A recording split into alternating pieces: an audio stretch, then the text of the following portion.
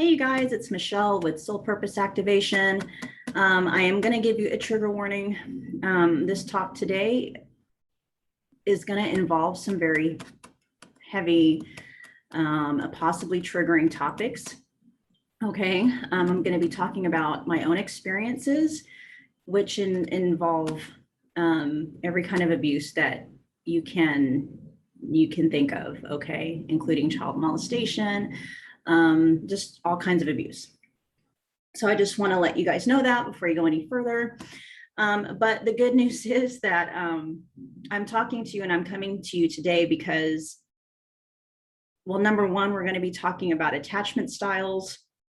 For those of you who have a really hard time with breakups in general, or maybe you are experiencing your very first heart-wrenching breakup and you're just having the hardest time getting over this person. It's keeping you up at night. It's invading your dreams. You can't seem to eat, sleep, or do anything like that. And no matter where you're at in this breakup journey, it can be very difficult to function, and it can cause you to emotionally shut down. Okay, so the attachment style we're going to be talking about is anxious attachment style. If you don't know about attachment styles, I highly, highly recommend that you look into it. A really good resource that I have is called Attached, and I will link this in the description box below. It talks about 3 core attachment styles. And of course, so there's anxious attachment, avoidant attachment, and secure attachment. And then anxious and avoidant attachments has variants. Okay, so, but those are the 3 core attachment styles. I will be talking about anxious attachment because that is the attachment style that I am intimately familiar with. So, yeah, from a personal experience, if you're someone who is having a really hard time getting over a breakup, I mean, it can damn near feel like withdrawal, okay? It can keep you in bed for days. It can make you physically sick. It can make you very fatigued, drain you of all your energy.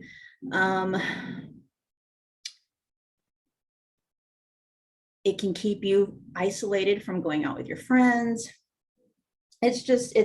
It's a hellish kind of attachment style to have. I honestly think and I believe that it's probably one of the most challenging attachment styles to have, because you are super, super, super sensitive to your partner's behavioral patterns, okay? And you're hyper aware of when that pattern changes. It can be very nerve-wracking, okay? So there's very little peace in any of your romantic relationships because you're always feeling like there's a threat. Like, of course, the very beginning feels very good, but that's usually, you know, it's called like the honeymoon period, but the honeymoon period only usually lasts anywhere from 3 months to maybe 6 months is the average, 3 to 6 months. Okay. A lot of the times it's not even that long. All right. Because there's always this sense that we're not safe. We're not safe in a relationship, whether or not that is true. That's the sense that we have. Okay. And here's the thing, you guys. If you are somebody that identifies with an anxious attachment style, you have a set of beliefs, you have this vibe, okay? This vibe that is going to attract to you somebody who is going to mirror that vibe back to you. And often people that have anxious attachment style suffer with low self-esteem, a low self-image, a low or no self-confidence, and just stuff like that. It's very, very difficult. It doesn't say Michelle Liber down there. I need to change that because that's not my name. Anyway, my name is Michelle Estrada. Okay. So anyway, that totally, like, I can't believe I didn't see that there. This is what happens when I talk to you guys face to face. This is like real time, even though it's not live. But anyway, this is just me. I'm got that Sagittarius Mercury, so I'm kind of like trying to keep myself, but I'm kind of like squirrel. All right. Anyway, so we have this vibe that attracts to us people that are going to mirror back whatever is in our vibe. And for people like me who have an anxious attachment style, what is in our vibe is often feeling like we're not good enough, feeling like we're not worthy, thoughts about, not so good thoughts about our self-image, just very, very deep, dark, really, heavy stuff. And so that makes us get into relationships with people who inherently don't make us feel safe. Okay. And then the people that we would feel safe with, we're not attracted to them. They don't become what, is called a qualifier. The only people, because you don't get attached to everybody. Have you noticed that? Like you'll be on a date or you'll meet somebody who's a really good person. Like you can intuitively tell this person is genuine, they're honest, they're loyal, and they're faithful, and things like that. And they may even be somewhat attractive to you, but there's no chemistry there. All right. As you start to do your research on anxious attachment, you'll learn that chemistry is not what you think it is. Okay. It's not what you think it is. It's not what you think it is. It is, yeah, I can't even explain exactly. Like I know what chemistry is in the terms of anxious attachment versus avoidant attachment. And often when you have an anxious attachment style, you tend to pair with somebody that has an avoidant attachment style where you have the constant dynamic of push and pull, hot and cold, running and chasing, things like that. Okay. And it's very traumatizing to somebody who has an anxious attachment style because you're high on it. It's a high, what do they call that? High alert, lots of anxiety. Yeah, it really sucks, you guys. This is a really difficult attachment style to have. It's a difficult attachment style to heal. Okay. And not difficult in a sense where it's hard to heal. It's difficult in that in order for you to heal, emotional triggers and mental belief systems, the only way to heal something that is deeply embedded, that is right below your conscious awareness, AKA your subconscious mind, is for it to be triggered. And when something is triggered, you're feeling it. Okay. You're feeling not worthy. You're feeling abandoned. You're feeling neglected. You're feeling passed over. You're feeling ignored. You're feeling a sense, like not very confident. It's tough. Okay.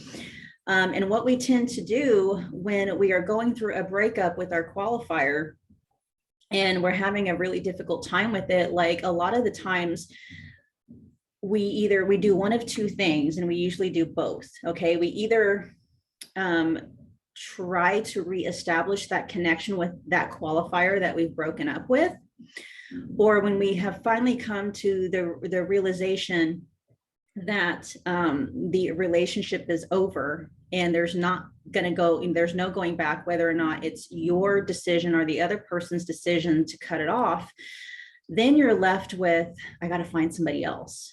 Like you can't be alone. You want to, but there's an overwhelming need to find another qualifier. Okay. And so the reason why we do this is because deep down inside, we believe in some variation that we're not worthy, we're not good enough. And at our core, and I'm getting ready to share with you my own personal experience of this, but and we desperately need somebody to validate our worth. We desperately need somebody to let us know that we are worth being with, we're worth giving attention to. Not being with a qualifier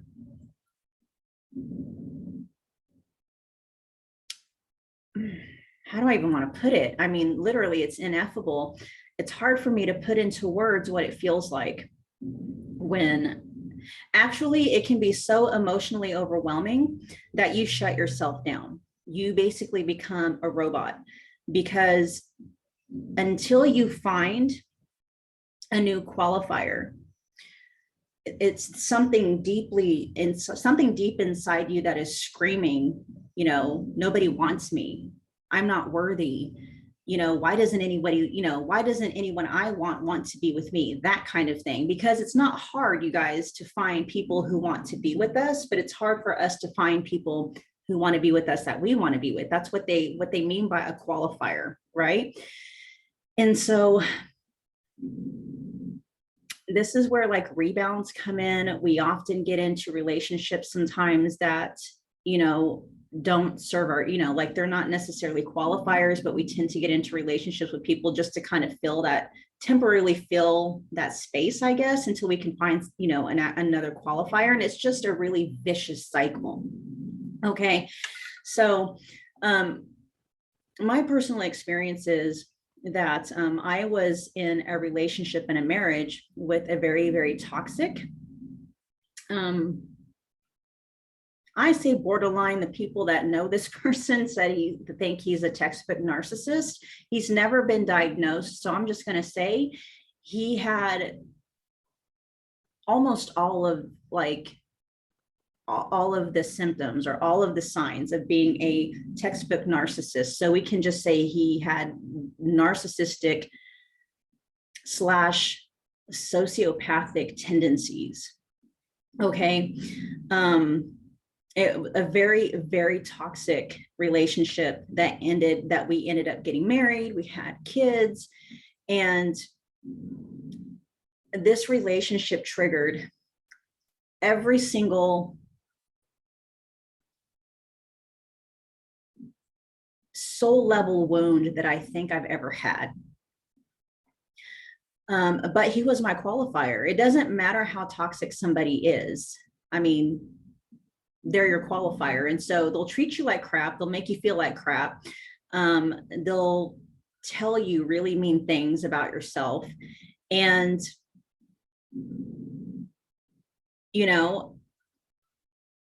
it doesn't matter, because after they end up doing that, usually at some point, they end up reaffirming you again. They end up revalidating you again at some point, right? And so you tend to get into this push and pull dynamic, and it doesn't end when you have kids with this person and you get married. It actually gets worse. Okay. So there's some big sister guidance to any of you guys out there that are wishing that your highly toxic person would come back and want to marry you. It doesn't fix anything. Okay. It can actually make it worse. And so my soon-to-be ex-husband and I separated last year after a very, very long, toxic, drawn-out relationship. And, we tried to kind of work it out for the kids for about 9 months, and just didn't work out, because the whole point of us being together is because it was a karmic connection. There's no way. See, here's the thing. I actually got over my ex-husband, and I got over our marriage way before we actually separated, but he was still my qualifier. It's hard to explain. I'm sure a lot of you may understand what I'm talking about. And so when he ended up getting a girlfriend, I was really surprised at my reaction, because prior to that, I wasn't missing him. I wasn't needing his attention. I wasn't needing his validation. But when he got a girlfriend, all of a sudden it was like, holy shit, excuse my language. because what that did then, it was like, okay, his attention, because even when we were separated and still trying to work things out and then separated and stuff, it was like I was still number one. So I was still feeling validated even when we weren't together, right? And so when he went and got himself into another relationship, all of a sudden I wasn't number one anymore. And I see, this is something subconscious I didn't even know was there until this happened. I didn't realize that I had that need where it's like, oh, I'm someone's number one, right? And so it was just really strange. Like, it hit me and totally blindsided me, because I thought I was completely over the toxic attachment system. I thought I'd done all the healing that needed to be done. But here's the problem, is that what I realized is like, okay, the truth is I am over the marriage. I am over my soon to be ex-husband, but I'm not over the anxious attachment style. I'm not over the toxic attachment. That system still remains. And that's what this whole situation, I believe, was put into place to show me, because I wasn't bothered by the fact that he got another girlfriend. I was bothered by the fact that he got a girlfriend, or he found his new number one, and I didn't have a number one yet. It was one of those things, like, it was kind of a light bulb moment, really, because I was like, oh, it doesn't bother me so much that you have a number one. What bothers me is that I don't have a number one. So I'm not, you know what I mean? So it was one of those realization things. And so, it was like having to grieve and having to go through the whole thing all over again, but in a much deeper level, because it was really bringing up a core, like the core. Because I believe toxic attachment systems have a root, right? A root core that makes up the root system of that attachment style. Okay. And it can often be one statement. Okay. Usually it's tied into something like not feeling or not being good enough, something having to do with your self-worth. Okay. So while I was trying to process this thing, because it's bringing out a lot of stuff, like, feeling hurt because I no longer feel wanted, feeling hurt because I no longer feel valued. And which is so strange, because intellectually, spiritually, and intuitively, I know I'm wanted, because I have friends that love me, very deeply. I've got friends and family, and I have my kids that, like, if something were to happen to me, would rock their world. So I know that I'm loved, I'm valued, deeply loved and valued. But that's the toxic attachment system, though, just basically wipes all of that out. And it was like, no, you need a qualifier. You need a romantic interest to validate your worth. And unless you have one, you're not worthy. That's the gist of it. Okay. And so I'm using my tools, and the tools that I use is called the Sedona method. And then also to supplement that is another book by Byron Katie called Loving What Is, links in the bottom. Okay. In the description box. And I'm using these tools because what is going on, I'm not dating. Do I have the urge to? Yes, because that's just the toxic attachment. If it's detached from a qualifier, it's seeking another qualifier, because that's its way of making you feel validated. It's that way of helping you to feel valued. Okay. So a toxic attachment style kind of works in like, okay. All right. Okay. So we've talked about the toxic attachment style, and then we've talked about your vibe, okay, your subconscious belief system, and they clash with each other. It causes a really, really vicious cycle. It's vicious, okay, because you have this attachment style that was put into place kind of as a way to help you, because you're not feeling worthy. And so this attachment style is working overtime to try to help you find somebody to make you feel worthy again. It's toxic, but it's like, it's trying to help you. Okay. But then you have this subconscious belief system that is filled with thought patterns and emotional baggage that basically says, I'm not worthy. I don't deserve your attention. And the one that I actually found, like the core root of mine, is I'm trash. Okay. And I'll talk more about that here in a second, why that is, or how that developed. And so when you have that as your energetic vibe, what do you think you're going to attract and be attracted to? You know, because the way the field of possibility and potentiality works is it's all energetic. Whatever vibe you're putting out there is what's going to come back. So if you have in your vibe that I'm not worthy, I'm not deserving of love, what is your toxic attachment style system inherently going to attach you to? Somebody that is going to validate that belief system for you. It is so, it's mind blowing. It really is. And it's a vicious cycle. So in order to, the cool thing about it though, is the same thing that heals your attachment system is the same thing that heals your vibe and gets all that stuff out of your vibe, so that, you know, when you are attached to somebody, you know, it's going to be to somebody who is going to mirror back to you the healthy things that you think and feel about yourself. Like you're actually going to be attracted to those people, you know, and they're going to be attracted to you.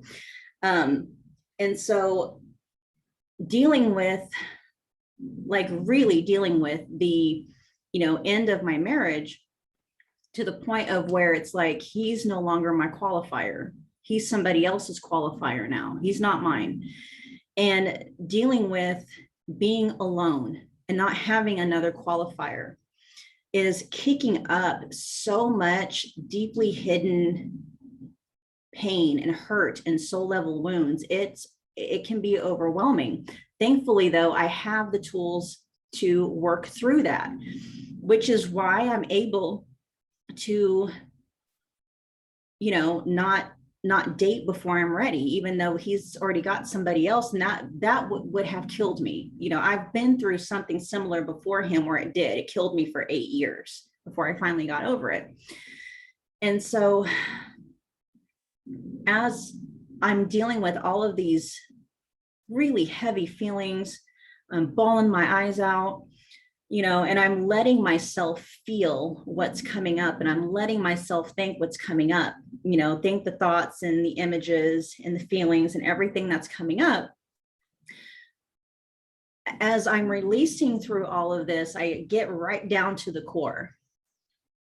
And, you know, I had to talk myself through it before I finally got down to the root issue. Okay. And like I said, it's going to be some variant having to do with your self-worth, feeling worthy of love and connection. And mine was literally, or mine is literally, which I'm currently working to dismantle, is I'm a worthless piece of trash. And that is very hard for me to say to you guys. And it's very difficult for me to admit, but that's the truth. And I think that that's where healing comes from, is by sharing your own personal journey with other people. And so the thing that, when you get to this level of healing and you're able to see why things happen the way that you do, it really kind of lets the other person off the hook in terms of like being able to understand.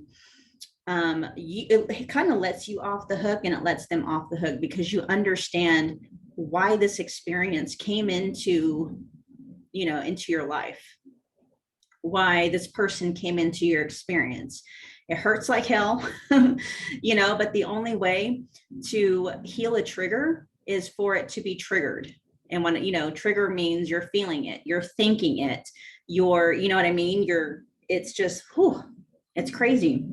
And so, you know, what happens when you have a core belief system that says, I'm a worthless piece of trash, you can see throughout the span of your lifetime where that belief system was really, I mean, you can just see it everywhere, like personal experience. So, mine, for me, that belief system for me came into play because when I was younger, I was molested by 3 different guys.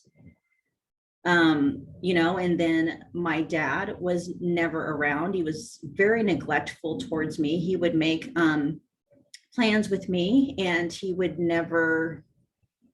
would often cancel, skip out, just not show up and stuff like that.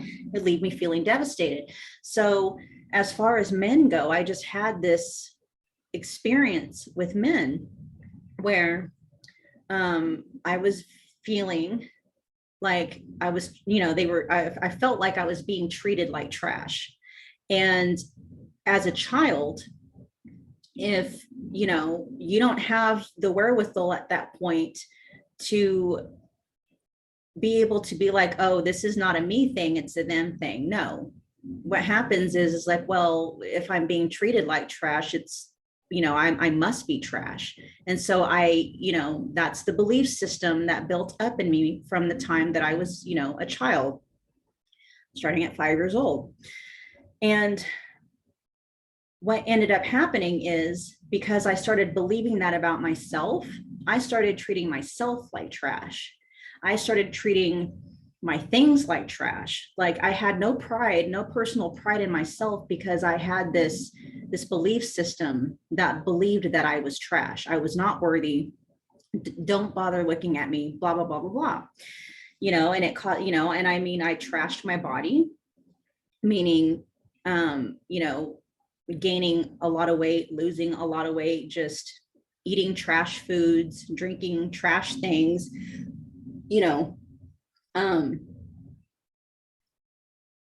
and just using trash as an adjective to describe how I was doing things. Is like, I trashed my cars. When I mean trash, I don't mean like wrecked or anything like that, but I just didn't take care of things. I didn't take care of myself, and I didn't take care of my things. Okay. And that's how I showed up. That was in my vibe, you guys. So what do you think I was attracting to me? I was attracting romantic interests that would treat me like that, because that's how I viewed myself. And when I would see red flags, that's why I didn't heed them. I didn't have enough self-respect for myself. And so it was, there was a part of me that hoping, oh, well, maybe I can be so important that they'll want to change for me. No, the thing is like when you are healing and you're coming from a place of having a healthy self-esteem, a healthy self-image, a healthy sense of self-confidence and stuff like that, you right away realize it's not your job to stick around and wait for somebody to change. You're not, and you realize that. And so when you see red flags, you're like, no, not going there. Okay. And that's kind of like the caveat. And so what you end up doing then is, once you identify what the core root is to your anxious attachment style, that's, you get to work on dismantling it.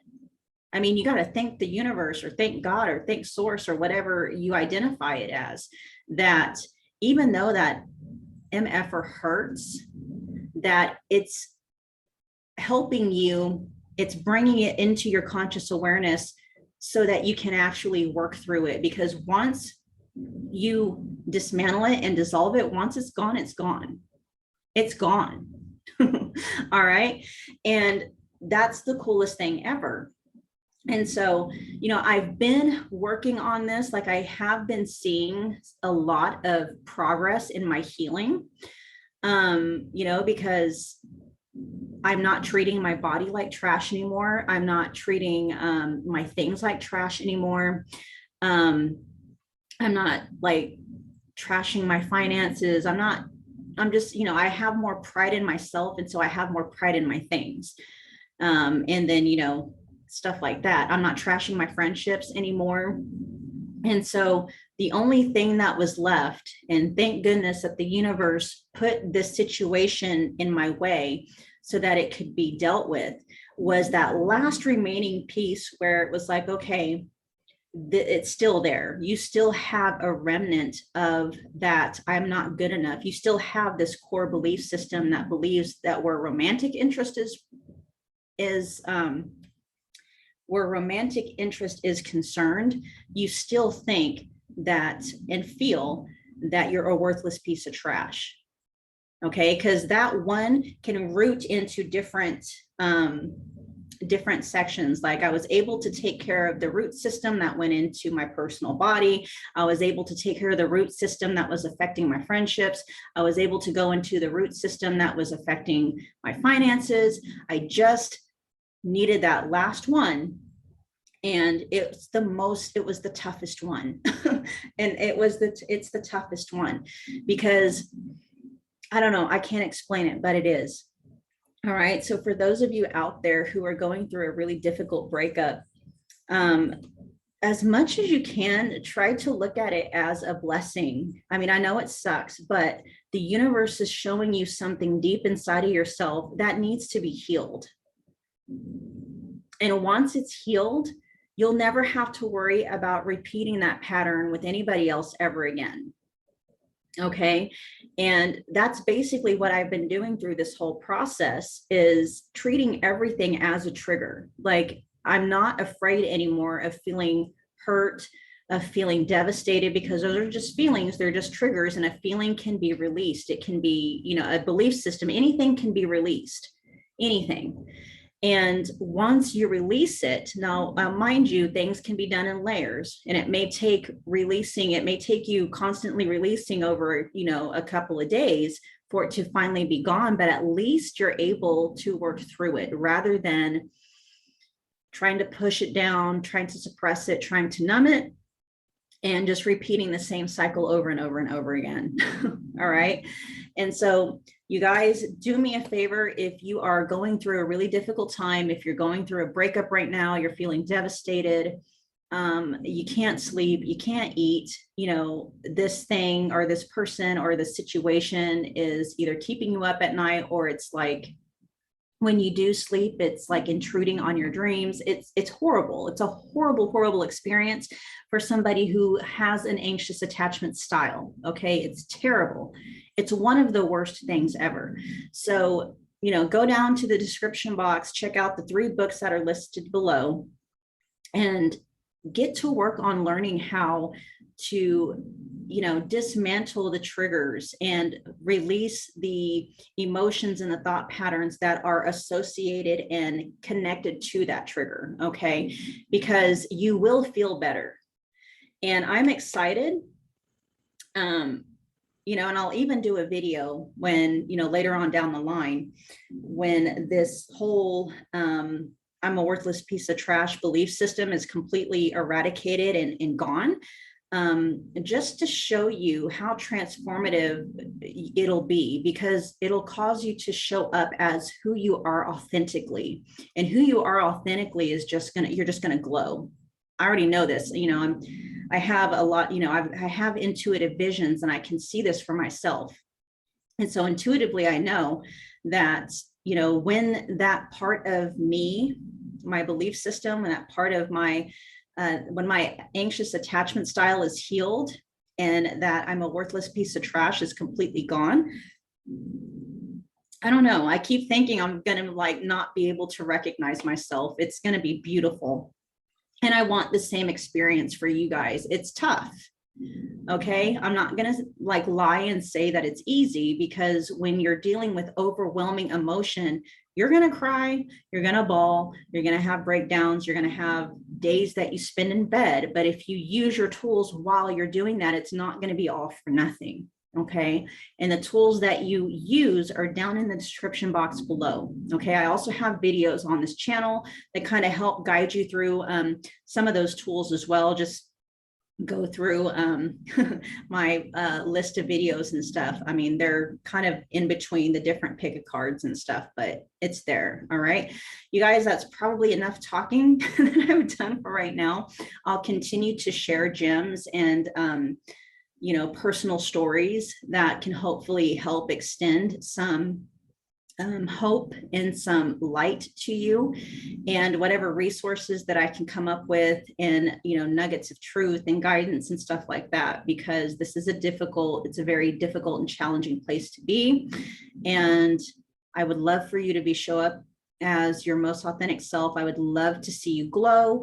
I would love to see you happy, regardless of whether you're with somebody or not. Like, I want that for you as much as I want it for myself. All right, so if you're not subscribed to my channel yet, please do me a favor and hit the subscription button. While you're at it, if you liked this video, make sure you hit the like button, comment, and share if you feel led to do so. If you know anybody else that could use this kind of information, help it get out there.